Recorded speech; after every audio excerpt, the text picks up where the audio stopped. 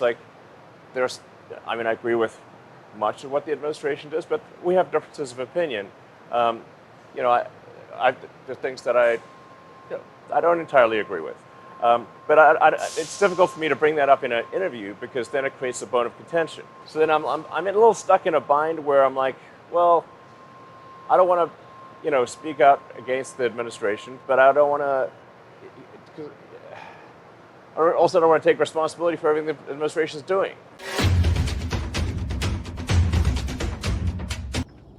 Okay, Trump and Elon, the divorce no one wanted, but everyone kind of predicted it was going to happen at some stage. And that stage is right now. Yes, we've officially reached the end of the Trump-Elon bromance, and, well, honestly... Nope. It's over. Didn't hear it. It's kind of about time, because this relationship wasn't exactly Romeo and Juliet. It was more Jabba the Hutt meets Lex Luthor. Except Lex has bad Wi-Fi, and Jabba can't stop screaming about voter fraud on Truth Social. It's just kind of like X for like. Let's be real. This whole partnership was just a headline distraction. The political equivalent of dangling keys in front of a baby, while the MAGA crowd was busy frothing at the mouth over Elon's free speech, freedom. You know, the crusade on X, or whatever we're calling Twitter nowadays. Freedom! Now they're fighting. Elon's gone on some AI-fueled Twitter meltdown, whining that Trump's big, beautiful bill is fiscally reckless. He's just figuring that out now. Genius, Elon! And this from the man who made Dogecoin pump and dump schemes a lifestyle brand. Huh. But anyway, let's talk about dodgy Doge. No, not the meme coin. The Department of Government Efficiency. Elon's brainchild, promising to slash $2 trillion in government waste. So what did they actually achieve? It's a question. Let's break it down. Massive layoffs. Over 260,000 federal employers were shown the door.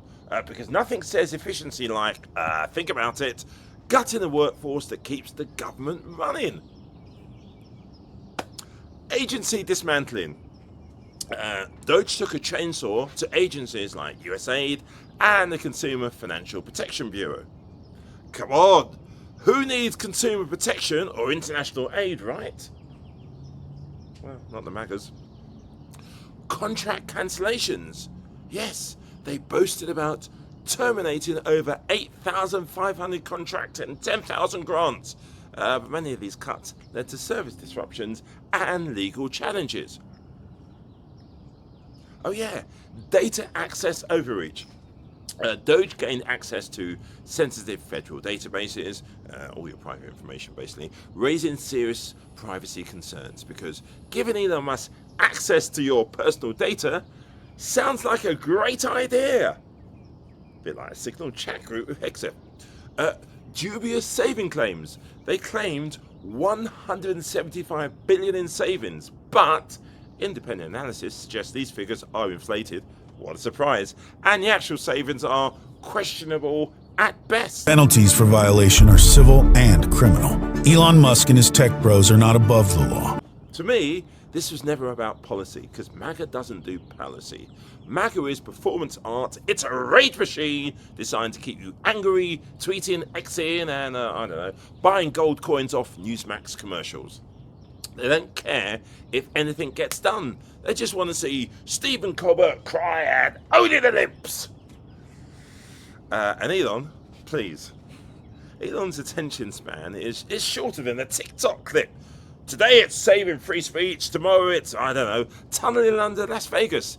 Next week it's launching a brain chip so you can scroll Twitter or X with your eyelids. He didn't sign up to actually govern. I think he signed up to LARP as Iron Man and collect fanboys and have his ego all over the place. And meanwhile, Trump treats loyalty like he treats marriage vows. Disposable the minute you stop feeding his ego. Elon criticizing the bill was his millennium moment. What do you mean you have opinions? Next thing you know, Trump's posted on Truth Social. I always thought Bezos was the real genius. Sad. It's not going to end well. I know they're having a get-together and all that stuff. Let's hit the painful truth. Neither of these men has ever been about helping people. They're about spectacle. They're about getting you to look over here. Well, the actual policies, the ones that hurt, well, and affect everybody, hard-working people, actually gut regulations and hand billions to, well, people like Bezos. And it slides through unnoticed.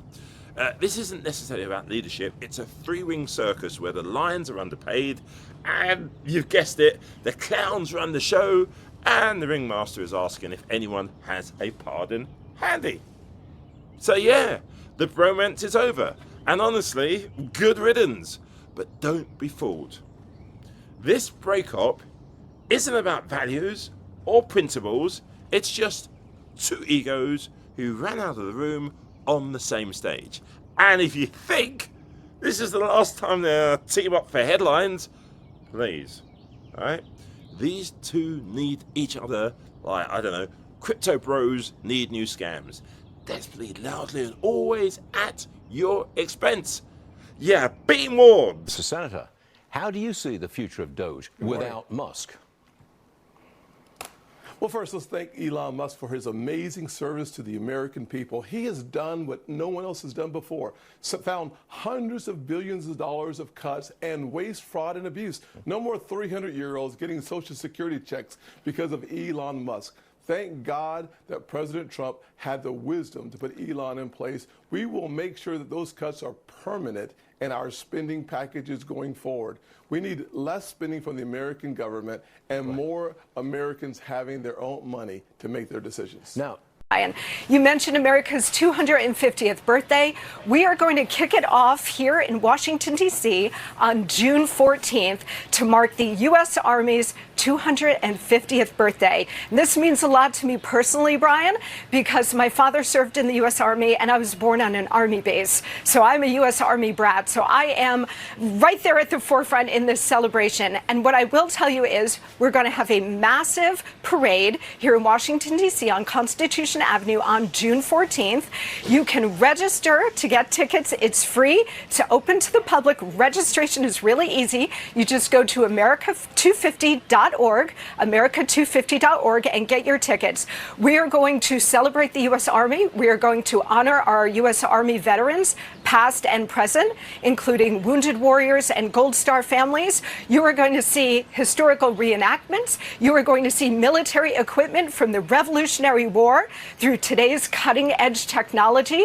So it's going to be a massive celebration, and we want everybody to come out and honor the United States Army with all of us, including President Trump and Vice President Vance. And you have an announcement on how the parade on June 14th will end. Yes, I am proud to announce here on Fox and Friends that the President of the United States is going to honor the U.S. Army, that he is so committed to rebuilding the Army and the military. We've seen record recruitment for the Army. We've seen restoration of military readiness. And so what the President is going to do at the end of the parade is preside over a live re-enlistment of 250 U.S. Army soldiers. It is going to be an incredibly powerful and symbolic moment for them, for the President, and for the U.S. Army and the military writ large. So again, I hope everybody will join us here in Washington on June 14th. Go to America250.org and get your tickets. Again, it's free, and we welcome everybody to join in this massive national celebration. Man, this is a fun job, but it's not. Of transportation. I saw you yesterday. You were down in Washington, and then suddenly you're here. Did you fly up just for this? Well, I was going to fly up, but we had a little delay at Newark, like a lot of people have. Right. So I actually jumped in the Suburban and drove up. But we're working on Newark. It's going to get a lot better.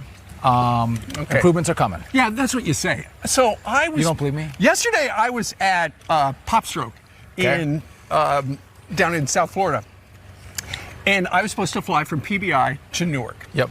I get to the gate exactly when they're going to board, and you know what they said? We're going to board in 4 hours. Yeah. Just like that. So I wound up going to Delta, and I flew into LaGuardia on a plane that was delayed for 5 hours. So it's not just Newark, it was also LaGuardia. What's the matter? Why can't you fix this? I thought this was a friendly interview, Steve. So listen, what's happening is we have weather happens in this this time of year. Number one, number two, we have a limited amount of controllers. We're 3,000 short nationally, Right. And then specifically in Newark, we have a runway that's been shut down. It's going to open up very quickly. The Port Authority has crushed it on speed. Well, I've heard that it's going to open essentially in 2 weeks, and that's 2 more weeks of hell. So stay tuned. I think we're going to beat the time frame for 2 weeks. Maybe in the next week it could open. Well, that would be breaking news because there are a lot of people in Newark. You're the first one I told that to, Steve. Oh, really? Yes. Okay. So only for you. This is big. But listen. Prosecutors and the authorities are saying that this person defrauded the SNAP program, right? The also known as food stamps, $66 million in unauthorized transactions. That's right. Well, the food stamp program is one of the largest government programs across the federal government. And obviously, I've talked on this show and other shows that it's time for real effective change. Part of that $200 billion annual program, the best sort of estimate is between 20 to 30% of that is fraud, waste, and abuse. The $66 million that was announced yesterday on behalf of USDA and the others that were part of that, again, is just the tip of the spear. And the way that works, Maria, the EBT cards is what USDA, the government, uses to provide that supplemental nutrition assistance, which is the food stamps, and that it's a fairly easy thing to do. We're trying to lock it down right now to ensure that it doesn't keep happening. But when you've got employees that basically don't follow the law, then we've got to fix it, and that's what we're doing. There's going to be real consequences for breaking the law across America's federal government with President Trump, but this is just one of many more to come. Weak. He's been through this kind of stuff before. I think he's confident on appeal. He's confident at the Supreme Court. And I think he knows he's going to win because he's got to protect the American people. He's got to protect the American workers. He's got $10 trillion coming to build factories in America, and he's going to stand for the American people. And he's got lots of other authorities, but I think this one's going to work, and it's going to hold. You just have to get real judges.